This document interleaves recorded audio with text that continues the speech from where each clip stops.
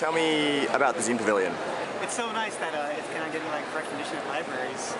Like these things have kind of been like chuckled at. They're like, oh, I have gotten a few like, oh, those are cute. But I feel like that attitude is changing.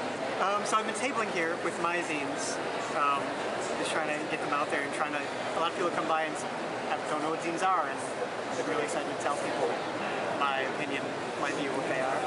The Zine Pavilion has been a way to introduce librarians to zines, talk about zines in libraries, why they belong in libraries, how they might belong, how they might have different uses in different types of libraries. Kelly works in an academic library, I work with teens in a public library. Someone came up and asked me how they could use them at an elementary school library, so just kind of get a conversation started, very informal. I feel like the reception's been really positive. I've been here tabling kind of a dual purpose. I've been selling my own stuff, and I've also been here telling people about the Chicago Zine Fest. And yeah, I feel like either, as Dave said, I've either been answering the question of what a zine is, and just very simple introductory education, but then also just letting people know that it's kind of all around. If you look for it, you can find zines hopefully in your libraries, or there are events that go on in your towns, and anybody can make a zine, which Jami said yesterday, and I've been saying it ever since. A zine comes from magazine, independently produced, not for profit. They can be about anyone, as Jaclyn said, anyone can make them. They look different. If you look on the wall, you might see one that's really small, you might see one that has some different elements in it, like this one looks like it has some different colors on it. This one looks pretty slick. So zines look different. They can be anything you want them to be. As long as you're making more than one copy of them, I'd consider it a zine.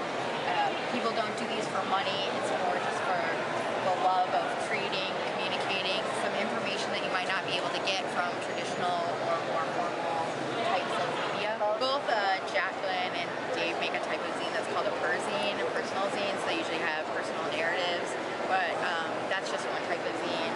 You know, Jaclyn also makes mini comics, which are usually zines that are comic-based. There's music zines, like Razor Cakes and Music zine. Any DIY zine?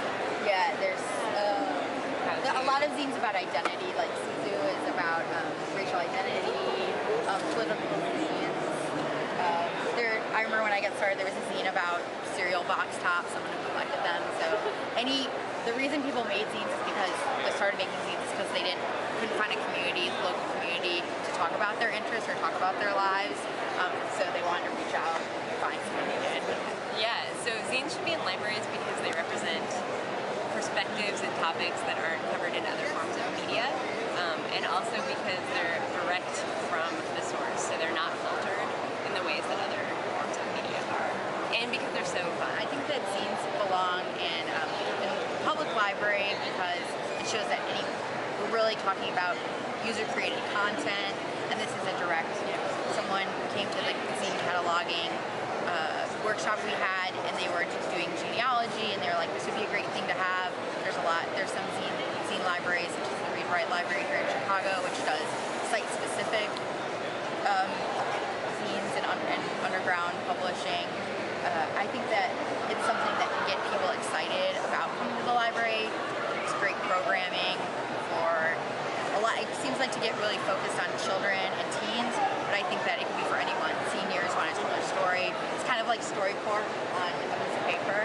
I'm a cartoonist, so I typically do diary or autobiographical comics, and I also just kind of true story stuff. So if it's not narcissistic and about me, I still tend to draw from things that have happened, because I don't know, there's so many good stories out there, and I'm not fiction-minded, I guess that is a way to put it. Like, I'm not good at making up a story, but I think there are just so many good stories that have already happened that can be retold, or maybe some dumb thing that I did that I want to tell people about, and I have the ability to do that with zines. I can just put it out there and share it with anybody who might be interested. So. I've done a couple different zines, each one's kind of about a very specific topic. Like my first one's about, I was a substitute teacher, or teaching assistant for a while, and it was just all about my work stories. And then I developed Crohn's disease, and my next couple zines were all about that. This latest one is about traveling around and feeling like I'm getting older, and am I still cool if I sleep on someone's couch, or am I just a weird old man? But yeah, it's the same kind of thing. Like, it's mostly about myself, because I feel like that's all I'm qualified to talk about.